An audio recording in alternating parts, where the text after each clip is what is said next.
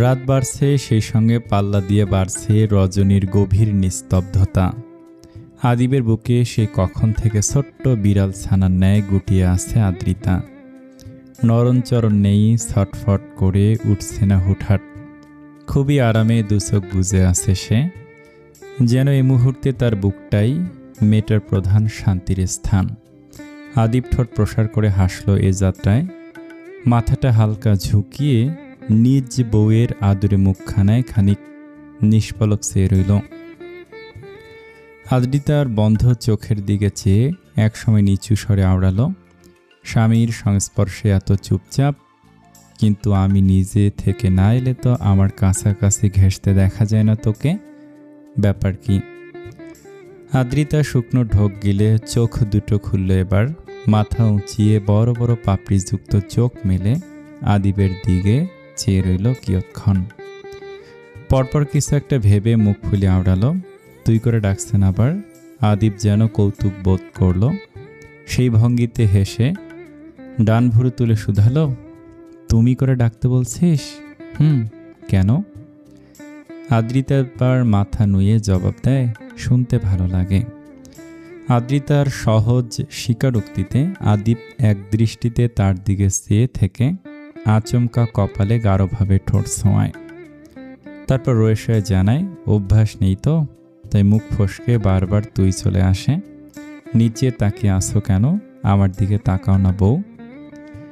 আদিবের আদর মাখা স্বর কর্ণপাত হলে এক ভালো লাগার আবেশে পুনরায় দু চোখ বুজে আসে আদ্রিতার।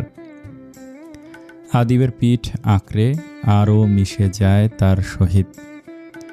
আদিব তার লাজুক মুখশ্রী খেয়াল করে ঘাড়ের ভাঁজে ওষ্ঠ ছুঁয়ে ফিসফিসানো স্বরে জানায়, এত লজ্জা পেতে নেই, আমার বউ তুমি, আমার কাছেই থাকবে এখন থেকে। কাল থেকে যেন আমার রুমেই তোমাকে দেখি।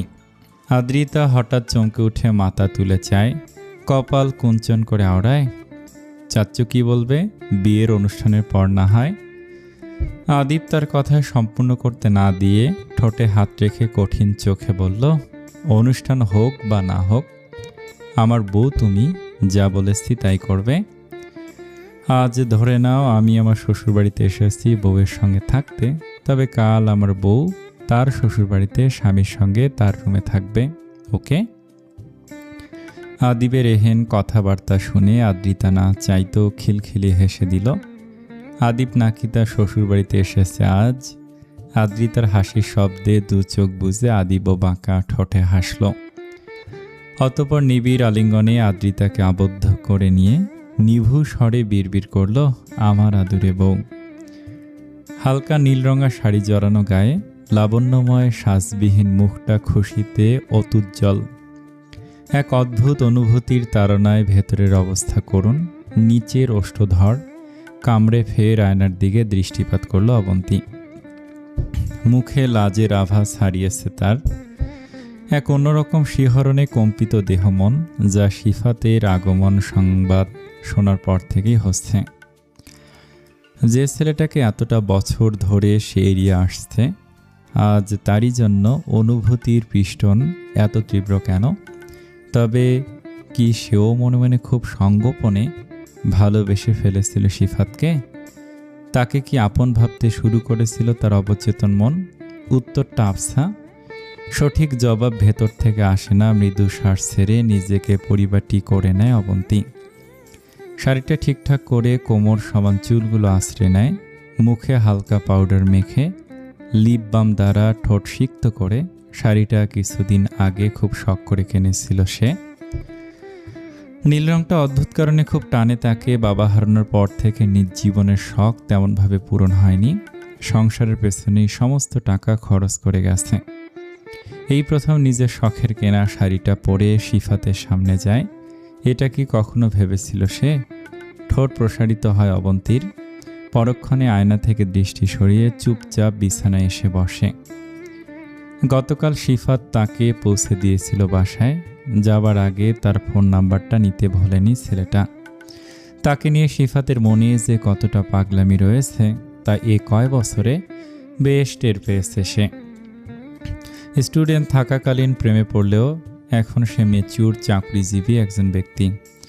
অবন্তীর ইগনোর পেতে পেতে সে চাইলেই পারত চিরতরে দূরে সরে যেতে, নিজের আত্মসম্মানের জোরে তাকে ত্যাগ করতে, কিন্তু সেটা সে করেনি। এখনও তার পিছু ঘুরে মন জয়ের চেষ্টাতে রত ছিল। মানুষটার ভালোবাসার গভীরতা কতটুকু, আর সে নিখাত ভালোবাসা কিনা সে পায়ে ঠেলেছিল এতদিন। অবন্তীর হঠাৎ চোখ ভিজে আসে। গতকাল তার কি হয়েছিল সে জানে না, তবে সিফাতকে ফিরিয়ে দিতে কেন যেন মন সায় দেয়নি। তাই এত বছর পর লোকটার অনুভূতিকে প্রশ্রয় দিয়ে ফেলেছিল নির্দ্বিধায়। অবন্তীর ভাবনার মাঝেই হন্তদন্ত হয়ে রুমে প্রবেশ করেন তার মা জাহানারা বেগম। মেয়েকে আনমনা থাকতে দেখে ভুরু কুঁচকে শুধান, কিরে অবন্তী, কি ভাবছিস? ছেলেটা কখন থেকে বসে আছে, আয় তো জলদি। মায়ের আগমনে অবন্তী হকচকিয়ে ওঠে, চোখ দুটোতে আঙুল ঘষে শুষ্ক করে নেয়। তারপর মিষ্টি হেসে উঠতে নিলে জাহানারা বেগম এগিয়ে এসে মেয়ের পাশে বসেন। তার গালে হাত রেখে জিজ্ঞাসু গলায় বলেন, কাঁদছিস কেন বোকা মেয়ে? ছেলেটা খুব ভালো বুঝলি, কি সুন্দর আদব কায়দা। তোর জন্য এমন একটা ছেলেকেই খুঁজছিলাম এতদিন। সৃষ্টিকর্তা আমার ফরিয়াদ শুনেছেন। মায়ের মুখে সিফাতের প্রশংসা শুনে অবন্তী অশ্রু চোখে হাসল। মাকে আলতো হাতে জড়িয়ে ধরে ভেজা গলায় বলল, তোমার পছন্দ হয়েছে আম্মু? তাকে গ্রহণ করে আমি ভুল করিনি তো? জাহানারা বেগম মেয়ের মাথায় হাত বুলিয়ে জানালেন, এমন ভালো একটা ছেলেকে এতদিন অবহেলা করে ভুল করেছিস তুই। আমার মেয়েটাকে মন থেকে ভালোবাসে বলেই ছেলেটা এতদিন পাশে ছিল। অপেক্ষা কিন্তু সবাই করতে পারে না, বুঝেছিস? অপেক্ষা তারাই করে যাদের ভালোবাসাটা হয় নিঃস্বার্থ। এবার আয়। অবন্তী হালকা হেসে মাকে ছেড়ে মাথায় ঘোমটা তুলল এবার। তারপর মায়ের পিছু পিছু সলজ্জিত ভঙ্গিতে হেঁটে বসার ঘরে গেল। 2 রুম বিশিষ্ট ছোটোখাটো একটা ফ্ল্যাট, খুব সিমসাম। সাধারণ একটা বাসা হলেও বেশ পরিপাটি। সমস্ত আসবাবপত্র সুন্দরভাবে গোছানো। সিফাত চোখ ঘুরিয়ে নিজের ভালোবাসার মানুষের বাসস্থানটা বারবার দেখছে। রাফিকে সঙ্গে নিয়ে খানিক আগেই অবন্তীদের বাসায় এসেছে সে। বাসা পূর্ব হতে চেনা থাকলেও অবন্তীকে ফোন কলের মাধ্যমে জানিয়ে তবে এসেছে। রাফি বেশ সাবলীলভাবে বসে থাকলেও সিফাত রীতিমতো উসখুস করছে। এখানে এসেছে 20 মিনিটের মতো হবে, অথচ অবন্তী একবারও দেখা দিল না। মেয়েটা কি আজ সামনে আসবে না? অপেক্ষারত মনটা আনসান করছে ভীষণ। প্রিয়তমাকে চক্ষু সম্মুখে বসিয়ে প্রাণ ভরে দেখার বাসনা জেগেছে। মেয়েটা তা বুঝলে তো? সিফাতের বাসনা পূর্ণ করতেই যেন আচমকা বসার ঘরে হাজির হলো অবন্তী। তাকে দেখামাত্র দৃষ্টি থমকে গেল। সিফাতের হৃৎপিণ্ডের ধুকপুকানি বেড়ে দ্বিগুণ হলো। তার চেনা পরিচিত কঠোর রমণী আজ নমনীয় বউরূপে হাজির হচ্ছে তার কাছে। দৃষ্টি ঝুঁকানো, মাথায় ঘোমটা টানা, নীল শাড়িতে তাকে অপসরী লাগছে যেন। সিফাতের চক্ষু স্থির হয়ে রয় সে রমণীর পানে। তার এহেন ফ্যালফ্যাল চাহনি দেখে পাশ থেকে হঠাৎ পিঠে গুঁতো দিল রাফি। চাপা সরে দাঁত খিঁচিয়ে বলল, শালা, তোর শাশুড়ি পাশে আছে, নজর ঘোরা। রাফির সতর্কবাণীতে সিফাত থতমত খেয়ে দৃষ্টি সরালো। জাহানারা বেগম মেয়েকে নিয়ে তাদের সম্মুখে সোফাটায় বসলে সিফাত ভদ্র ছেলের ন্যায় মৃদু হাসল। জাহানারা বেগম জবাবে আলতো হেসে সোজা সাপটা বললেন, বাবা, অবন্তী আমাকে সব বলেছে। আমার কোনো আপত্তি নেই তোমাদের ব্যাপারটাতে। এখন তোমার বাবা মাকে সঙ্গে নিয়ে এসে আমার মেয়েটাকে দেখে যেও একবার, ওনাদেরও তো একটা মতামত আছে। সিফাত এক পলক অবন্তীকে দেখে নিয়ে মৃদু শ্বাস ছেড়ে জানালো, আন্টি, অবন্তীকে আমার মায়ের খুব পছন্দ। ভার্সিটি থাকাকালীন আম্মুকে ওর ছবি দেখিয়েছিলাম, তখন থেকে আম্মু রাজি, তবে অবন্তীকে জোর জবরদস্তি করতে নিষেধ করে দিয়েছিল। ও আমাকে মন থেকে মেনে নিলে তবেই এ ব্যাপারটাতে এগোতে বলে দিয়েছিল আমার মা। গতকাল ওনাকে জানিয়েছিলাম সব। খুব শীঘ্রই আমার বাবা মা আসবে অবন্তীকে দেখতে। সিফাতের এক একটা কথায় অন্তরে অনুভূতির জোয়ার বইল অবন্তীর। হুট করে অত্যাধিক লজ্জায় নুয়ে পড়ল সে। মানুষটা চোরা চোখে বারবার তাকেই দেখছে, তা যেন দৃষ্টি নিচু রেখেও বেশ বুঝতে পারছে। জাহানারা বেগম সিফাতের স্বীকারোক্তিতে সন্তুষ্ট হলেন। সেদিনের মতো আরও কিছু আলাপ সেরে বিদায় দিলেন তাদের দুই বন্ধুকে। শিফা তো এক বুক ভালোবাসা নিয়ে বাসার বাইরে পা রাখল। প্রিয়তমাকে আপন করে পাবার আকাঙ্ক্ষাকে মনে জিয়ে রেখে বন্ধুর সঙ্গে নিজ গন্তব্যমুখী হল। ফাল্গুন মাস, কখনো গরম, কখনো ঠান্ডা, বা কখনো নাতিশীতোষ্ণ হয়ে থাকে পরিবেশ। ওয়েদারের এরূপ রং বদলে ঠান্ডা বাঁধিয়ে বসে আছে আদ্রিতা। খুশখুশি কাশিতে সর্বক্ষণ অস্থির হয়ে থাকে মেয়েটা। সুতির বড় ওড়নাটা গায়ে ভালোভাবে জড়িয়ে সেই কখন থেকে বারান্দায় দাঁড়িয়ে আছে সে। আদিবের ভালোবাসা পেয়ে মনটা কদিন ধরে বেশ প্রফুল্ল তার। আবার খানিক আগেই নিজের বেস্ট ফ্রেন্ড দিবার সঙ্গে কথা হলো। 20 মিনিটের দীর্ঘ আলাপে মেয়েটার কণ্ঠ শুনে বোঝা গেছে সে ঠিক কতটা খুশি তাহিরকে পেয়ে। খুব শীঘ্রই বিয়ে হবে তাদের।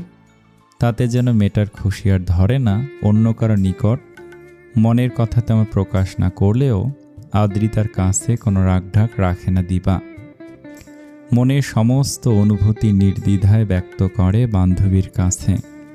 আদ্রিতা আলতো হেসে আবারও খুক খুক করে কাশে। বান্ধবীর খুশিতে সে নিজেও অনেক খুশি। রাতের দ্বিপ্রহর চলমান, বাইরে শীতল হাওয়া বইছে। বিকেল দিকে ঝুম বৃষ্টি হয়েছে। এখনও আকাশটা মেঘলা, যখন তখন বৃষ্টি নামতে পারে ঝমঝমিয়ে। ঠান্ডা বাতাসে আদ্রিতার কাশির বেগ বাড়ে। সে এক প্রকার তড়িঘড়ি করে কাশতে কাশতে তস্ত্র পায়ে বারান্দা ছেড়ে রুমে আসে। নয়তো অসময়ে ব্যালকনিতে দাঁড়িয়ে থাকার অপরাধে কাঠ গড়ায় দাঁড়ানো হবে তাকে। সাথে আদিবের কর্কশ কণ্ঠের ঝাড়ি তো আছেই। আদ্রিতা হেঁটে এসে বিছানায় বসে। কদিন ধরে আদিবের রুমেই থাকছে সে। তার কথা ফেলতে পারেনি সে, নয়তো দেখা যাবে রাগ দেখিয়ে তার সঙ্গে আর কথাই বলছে না লোকটা। বদমেজাজি কিনা আদ্রিতা অবশ্য মিনমিনিয়ে বড়মার কাছে জানিয়েছিল সে কথা। তখন আফসানার উত্তর ছিল, তোর স্বামীর ঘরে তুই থাকবি, সেটা আবার কাউকে জানাতে হবে কেন? আদ্রিতা সংকোচ, লজ্জা, ভয় থেকেই জানিয়েছিল তার বড়মাকে। তবে তার জবাবে সে এখন নিশ্চিন্ত। বড়মা রাজি মানে বড় চাচ্চুরও আপত্তি নেই এতে। আদ্রিতা যখন আনমনা হয়ে বিভিন্ন ভাবনায় ব্যস্ত, তখনই রুমের দরজায় দেখা মিলে মৌকে। তার গায়ে মেরুন রঙের শাড়ি জড়ানো, মুখে হালকা সাজ, মাথায় ঘোমটা। আদ্রিতা দরজার ঠক ঠক শব্দে সেদিকে দৃষ্টি ফেরায়। মৌকে দেখামাত্র মৃদু হাস্যে বলে, ভেতরে আসো না আপু। মৌ শাড়ির কুঁচি ধরে এগিয়ে আসে। আদ্রিতার কাছটা এসে বসে ধীর স্বরে বলে, আমার সঙ্গে একটু চলন না নিচে। মৌমি, বর্ষা দুটো ফাজিল নিচে বসে আছে তখন থেকে। ওদিকে বড়মাও ডাকছে আমাকে। আমার একা যেতে লজ্জা লাগছে। আদ্রিতা স্মিত হেসে মাথা নাড়ায়। সোহানের পরিবার এসেছে আজ তাদের বাসায়। আদ্রিতার বড় চাচ্চু খবর দিয়েছেন তাদের। সবাই একত্রে বসে বিয়ের ডেট ফিক্স করবেন আজ। সোহান ও আদিব দুজনেই বিয়েটাই একসঙ্গে হবে। সন্ধ্যা থেকে লিভিং রুমে এ নিয়ে আলাপ আলোচনা চলছে। বর্তমানে আদিবও আছে সে আলোচনার মধ্যে। শ্বশুর বাড়ির লোকজন আসার সংবাদে মৌয়ের মা মেয়েকে শাড়ি পরিয়ে গেছেন খানিক আগেই। এখন নিশ্চয়ই তার হবু শাশুড়ি দেখতে চাইছেন তাকে। আদ্রিতা মৌয়ের কথায় সায় জানিয়ে বিছানা থেকে উঠে দাঁড়ায়।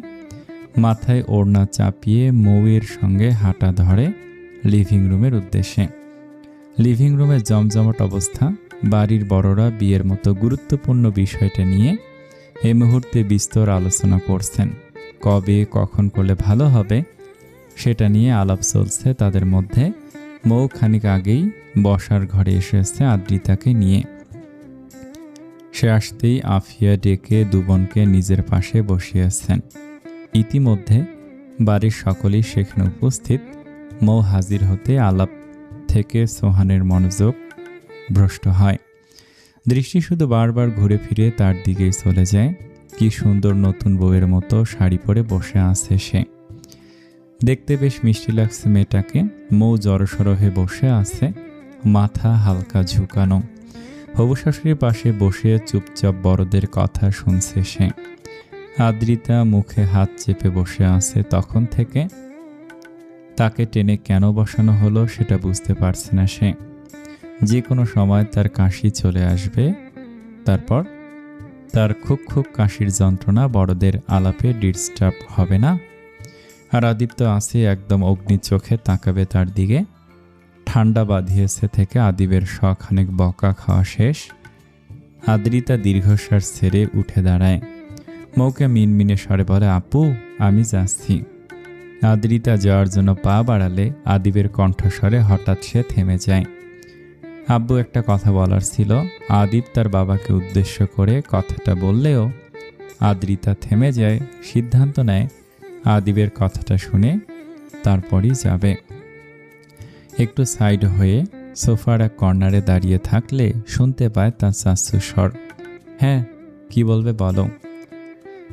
আদিব তার বাবার দিকে চেয়ে তৎক্ষণাৎ উত্তর করল, আমার বন্ধু রাফি মৌকে পছন্দ করে, ওর পরিবারেরও আপত্তি নেই এতে, তোমরা রাজি থাকলে বলো। আদিবের কথাটায় সকলে ভিমড়ি খায়, চরম অবাক হয়ে চেয়ে থাকে আদিবের দিকে। মৌমি নিজে উপস্থিত ছিল সেখানে, মায়ের পাশে দাঁড়ানো অবস্থায়। আচমকা এহেন কথা শুনে ভয়ে থরথর করে কেঁপে ওঠে তার শরীর। সকলের দৃষ্টি আদিবের দিকে নিবদ্ধ থাকলেও তার বোনেরা তীক্ষ্ণ নজরে তাকেই দেখছে। হাত দুটো মুচলেকা করে অনবরত ঢোক গিলে মৌমি দৌড়ে এ মুহূর্তে সেখান থেকে পালাতে ইচ্ছে করলেও স্থির দাঁড়িয়ে রইল। নড়চড়ে শক্তিটাও যেন পেল না। হঠাৎ দীর্ঘক্ষণের থমথমে অবস্থা কাটিয়ে আদিবের বাবা ভুরু উঁচিয়ে নিজের ছেলেকে শুধালেন, কি বলছে এসব? তোমাদের বিয়ে নিয়ে আলাপ চলছে, আর এখানে আবার মৌমি এলো কোথার থেকে?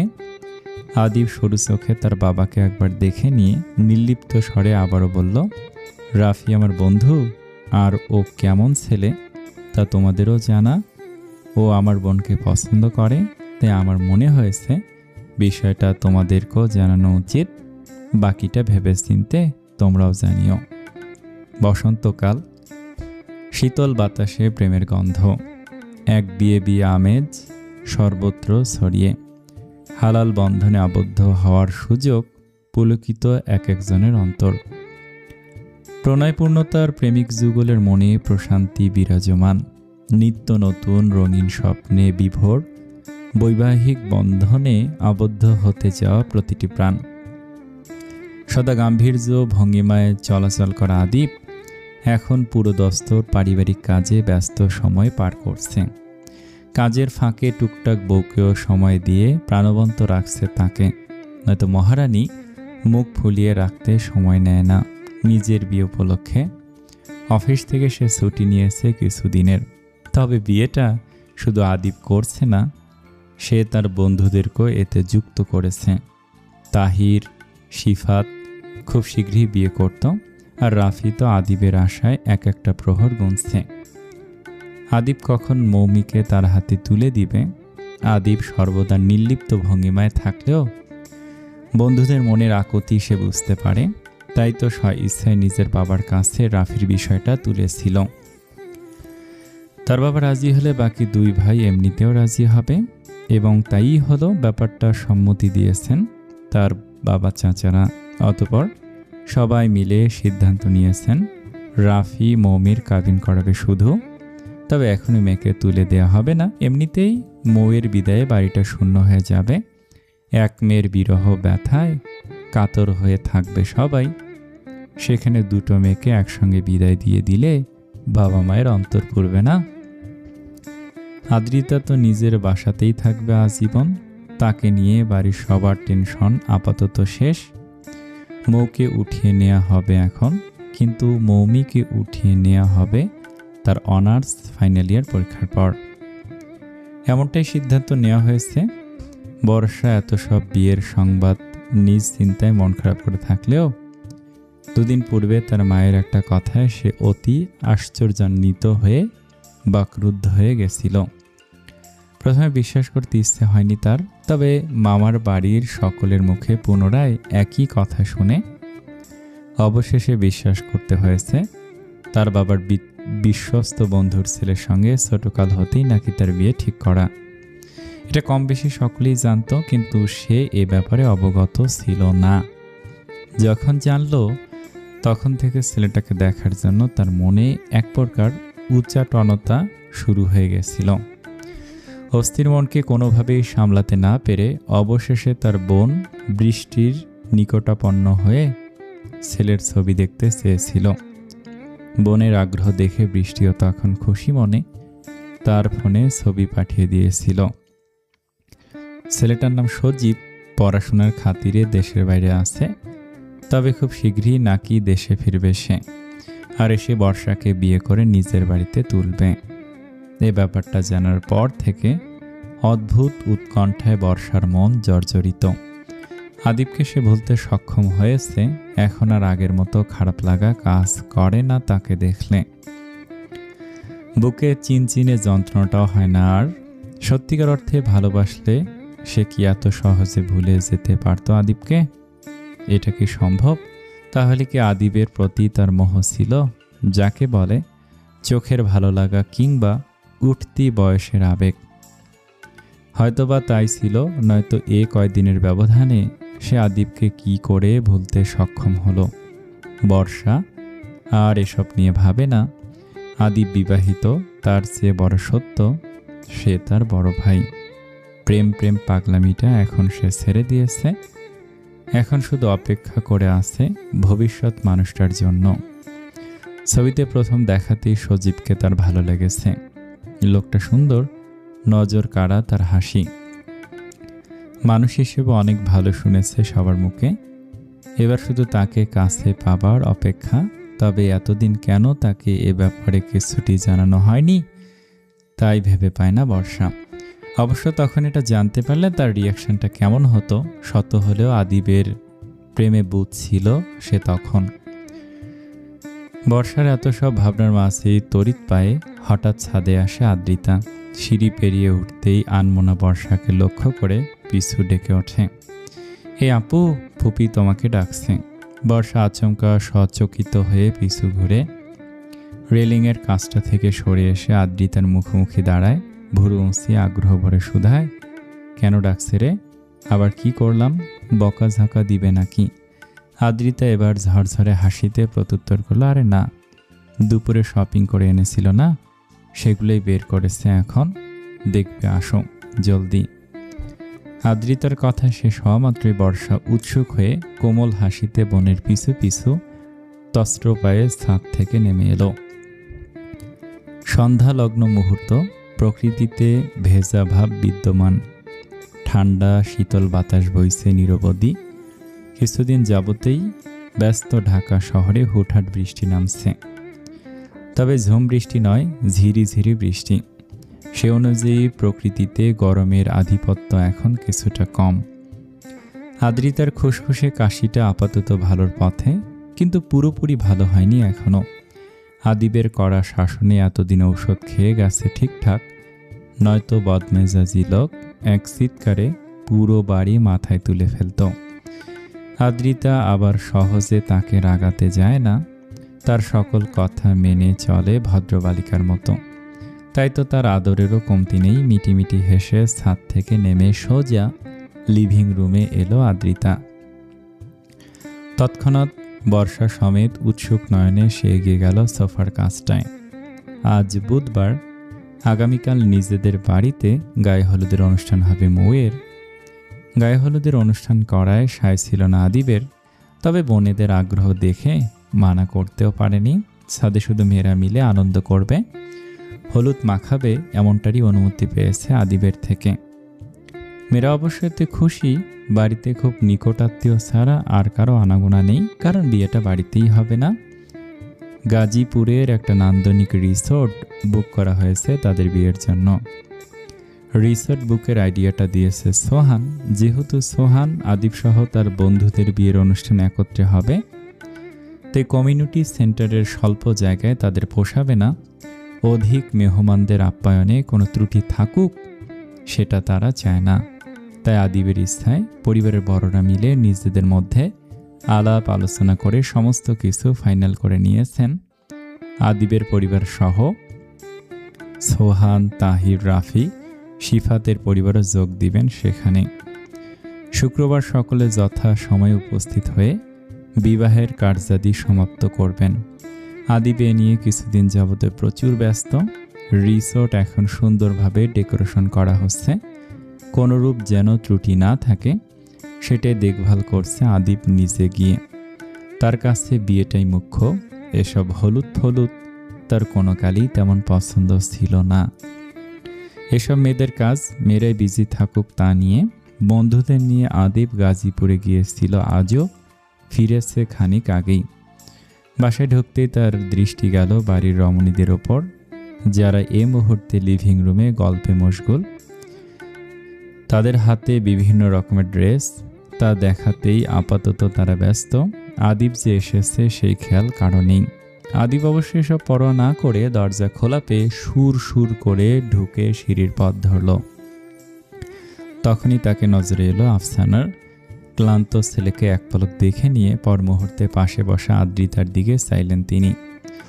তার জন্য কিনে আনা বিয়ের বেনারসি শাড়িটা ঘুরিয়ে ফিরিয়ে দেখছে সে। মেয়েটার মন সেদিকে নিবদ্ধ। আফসানা হঠাৎ গলা ছেড়ে আদ্রিতাকে বলে ওঠেন, আদ্রিতা, গিয়ে দেখতো আমার ছেলেটার কী প্রয়োজন। আদ্রিতা চকিতে মাথা তুলে চায়, ভুরু কুঞ্চন করে শুধায়, উনি এসেছেন নাকি বড় মা? এইমাত্র এলো। ওর জন্য ফ্রিজ থেকে জুসটা নিয়ে যাস যাবার সময়। আদ্রিতা মাথা নেড়ে তৎক্ষণাৎ উঠে দাঁড়ায়। বিয়ের শপিং দেখায় সকলে এত মগ্ন যে একটা জলজান্ত মানুষ হেঁটে হেঁটে তাদের সামনে দিয়ে চলে গেল, অথচ খোঁজও পেল না তারা। মৌমি বর্ষা সোফায় আয়েশ করে বসে এটা সেটা দেখে চলেছে, মুখে তাদের অমায়িক হাসি। আদ্রিতা তাদের থেকে চোখ সরিয়ে সোজা রান্নাঘরে গেল। তারপর আদিবের জন্য অরেঞ্জ জুসটা ফ্রিজ থেকে বের করে হাঁটা দিল দোতলার দিকে। আদিব নিজের রুমে এসে সবেমাত্র গা থেকে শার্টটা ছাড়িয়েছে, তখনই দেখা মিলল আদ্রিতার। ধীর পায়ে হেঁটে এসে দরজার কাছটায় থমকে দাঁড়িয়ে আছে সে। হয়তোবা আদিবের উন্মুক্ত দেহখানা দেখেই ব্যাপারটা বুঝতে পেরে আদিবের কপালে গাঢ় ভাঁজ পড়ল। দু পায়ে গিয়ে থমকানো আদ্রিতাকে উদ্দেশ্য করে ভরাট গলায় বলল, দাঁড়িয়ে আছো কেন? আমাকে খালি গায়ে আগে দেখনি? আদিবের এহেন কথায় আদ্রিতা চোখের পলক ফেলে মৃদু স্বরে কাশল। তারপর দৃষ্টি নিচু রেখে জুসের গ্লাসটা বেডসাইড টেবিলে গিয়ে রাখল। আদিব প্যান্টের পকেটে দুহাত গুজে তার কার্যকলাপ পরখ করছে। গভীর ভালোবাসা দেবার পরও এত লজ্জা পেলে চলে? এখনও তার চোখে চোখ রাখতে হিমশিম খায়। মেয়েটা একটু বেশি লাজুক। আদিবের সেই অবস্থাতেই ঘোর লাগা কণ্ঠস্বরে ডেকে ওঠে তাকে, অদ্রি। আদ্রিতা পিছু ফিরে জবাব দেয়, কাছে আসো। স্বামীর আদরে আহ্বানে আদ্রিতা চোখ যুগল পিট পিট করে চায় তার দিকে। তার সামনে সুদর্শন পুরুষের সুগঠিত চওড়া বুক দৃশ্যমান, খোঁচা খোঁচা দাড়ি বিশিষ্ট মায়াময় মুখটা তার সান্নিধ্য পাওয়ার আশায় বেকুল। তার আকর্ষণীয় চোখ দুটোতে অব্যক্ত আকুতি স্পষ্ট। আদ্রিতা শুকনো ঢোক গিলে পায়ে পায়ে এগিয়ে যায় তার দিকে। মানুষটাকে খালি গায়ে দেখলে আজও বুকটা দুরু দুরু করে কাঁপে। তার অতল স্পর্শী চোখে চোখ রাখা অসম্ভব হয় কেন জানি। অজানা অনুভূতিতে সর্বাঙ্গ অবশ্যই আসে। লোকটার কাছাকাছি সে দাঁড়ালে সে বিনা বাক্য ব্যয়ে তাকে নিজের সংস্পর্শে টেনে নেয়। আদ্রিতার নিচু মুখটাতে কিছুক্ষণ চেয়ে থেকে মাথা ঝুঁকিয়ে কৌতুক স্বরে প্রশ্ন করে, স্বামীর দিকে তাকাতে এত লজ্জা? আদ্রিতা লাজুক হাসে, তবে মাথা উঠিয়ে না। বউয়ের লাজুক মুখশ্রী খেয়াল করে আদিব বক্র হাসে। দুহাতে তার পাতলা কোমর জড়িয়ে ধরে কানের পিঠে ঠোঁট ছোঁয়ায়। আবেশে চক্ষু যুগল মুদিয়ে আসে আদ্রিতার। আদিবের হাবভাব বুঝে আসলে সে তার বুকে লেপটে রয় কিয়ৎক্ষণ। তারপর মাথা উঠিয়ে রয়ে শুয়ে বলে ওঠে, ফ্রেশ হবেন না? জুস এনেছি। আদিব তার সম্পূর্ণ কথা সমাপ্ত করতে না দিয়ে ঠোঁটে হাত রেখে থামিয়ে দেয়। পরক্ষণে আদ্রিতার নির্মেদ কোমরে হাতের ছোঁয়া দিয়ে মাথাটা হালকা ঝুঁকিয়ে আঁকড়ে ধরে তার ওষ্ঠদ্বয়। নিবিড় আলিঙ্গনে ওষ্ঠ স্পর্শের মায়ায় উত্তাল নিঃশ্বাসের ধ্বনি ক্রমান্বয়ে প্রগাঢ়তা লাভ করে রুম জুড়ে। গাম্ভীর্যতার খোলসে আবৃত আদিব যখন নিজ স্ত্রীর কাছে আসে তখন যেন সম্পূর্ণ অন্য পুরুষ হয়ে যায়। তার প্রেমময় স্পর্শ, কণ্ঠের মাদকতা আদ্রিতা নামক রমণীকে নাজেহাল করতে যথেষ্ট। আদ্রিতা আজও নাজেহাল হয় স্বামীর এমন সুখ ছোঁয়ায়। তাকে বাধা দেবার ইচ্ছে ধীরে ধীরে বিলুপ্ত হয়ে আসে। আদিব তাকে আঁকড়ে ধরে এখনও অধর চুম্বনে ব্যস্ত। তার ছোঁয়ায় কোনো হিংস্রতা নেই কপটতার ছায়া। মন ভেজানো আদুরে স্পর্শে উন্মত্ততায় মত্ত সে। এক পর্যায়ে আদ্রিতাকে কোলে নিয়ে ঠোঁট দুটো মুক্ত করে সে।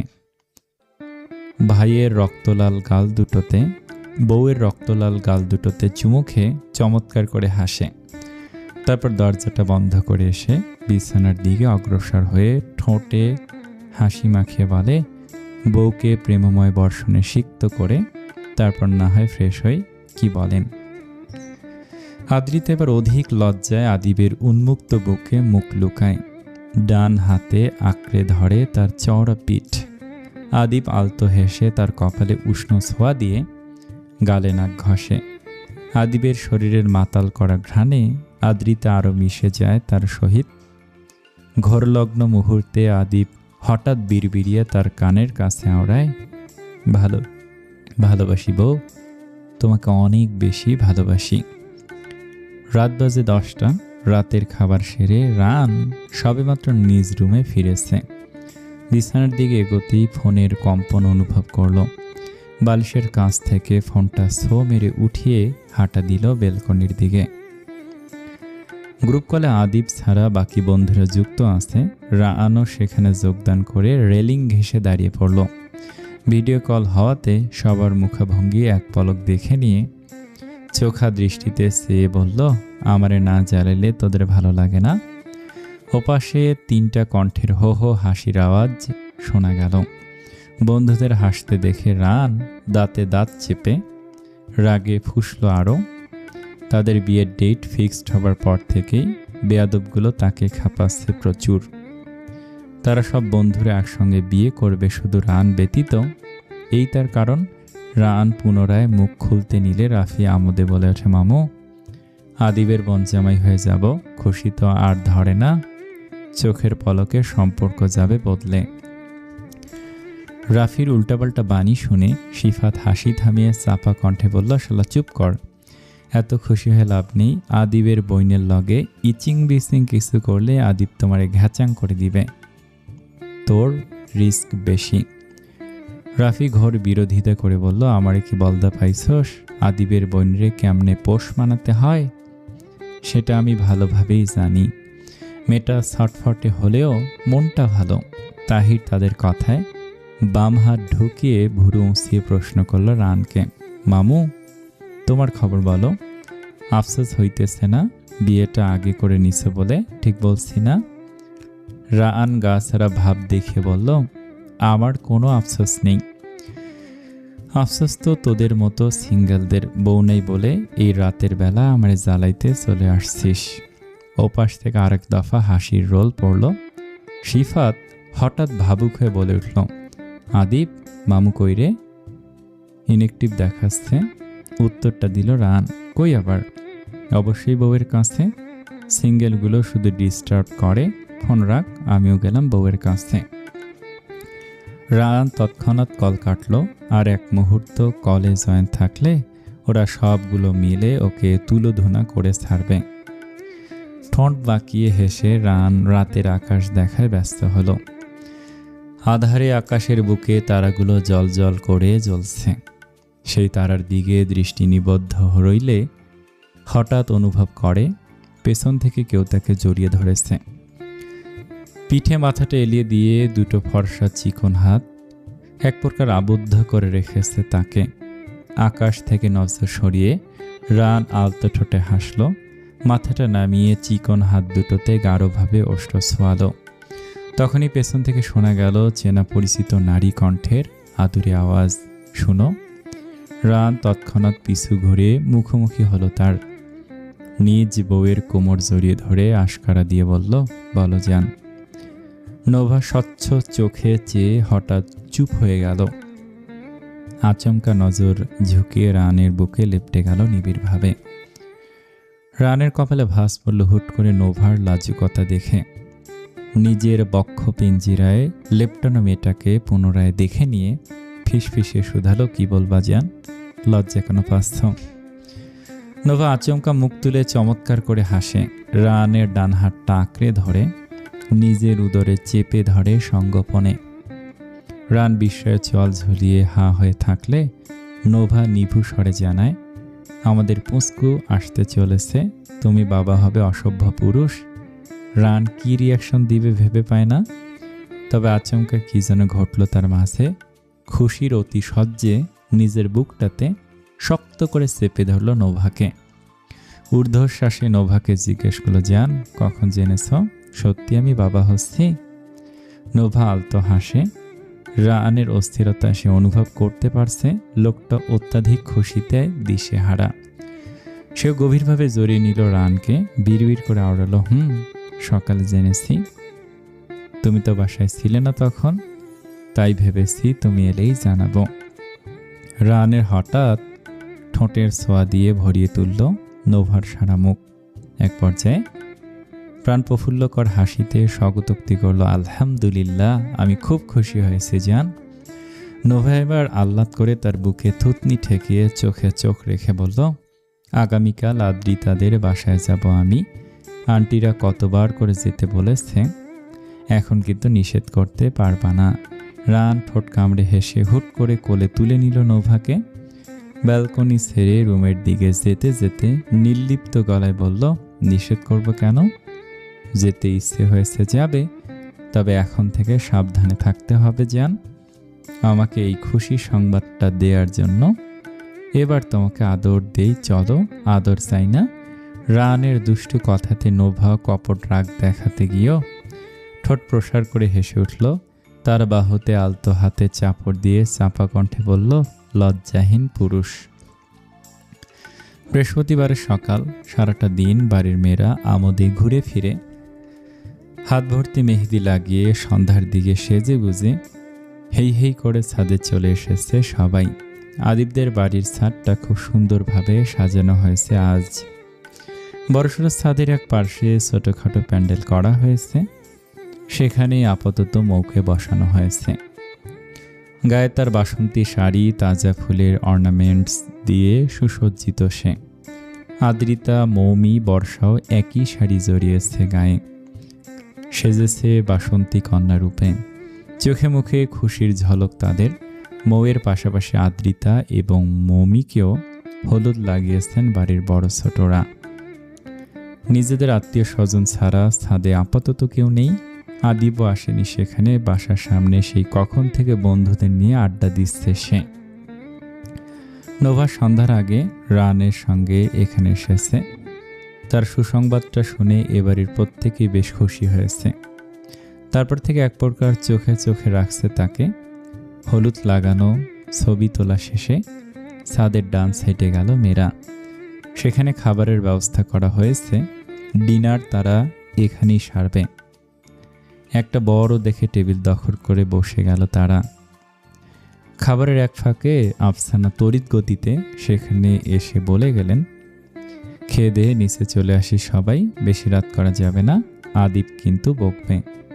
সকলে বাধ্যমের মতো মাথা দোলায়। রাত বাজে 11টা।